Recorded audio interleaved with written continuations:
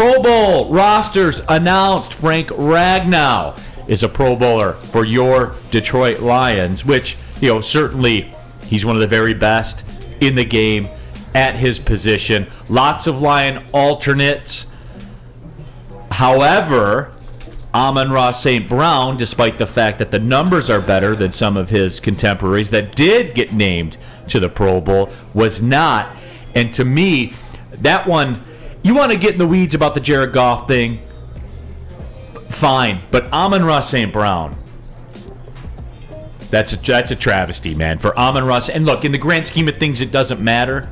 But the bottom line is, Amon-Ra St. Brown is a star in the National Football League. Make no mistake.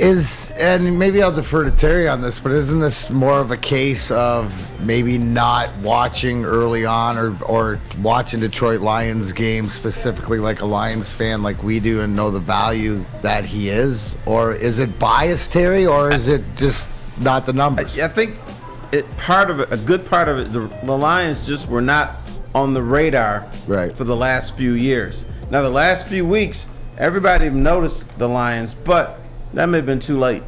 And it's sort of still a popularity contest because the fans have a vote in it. So, in the NFL, I mean, it's nice to make the Pro Bowl, but you want to make all pro.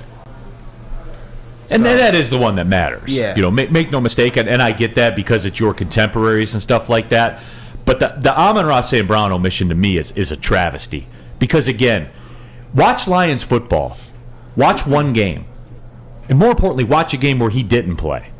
And Amon-Ra St. Brown is I believe he's 24 catches away from breaking the record for most catches in the first 2 seasons of a player's career. Well, here's where they don't break it down even further, is what he means, to his own team, because you can get rid of your first-round tight end and not miss a beat by replacing him, but specifically because Amon-Ra St. Brown plays in the middle and takes those short yardage plays, is a security blanket, I think to Terry's point, maybe not in the past few years, even at the beginning of the year, because once they start losing and they're 1-6, how good can your guys really be, right? Isn't that the perception, Neil?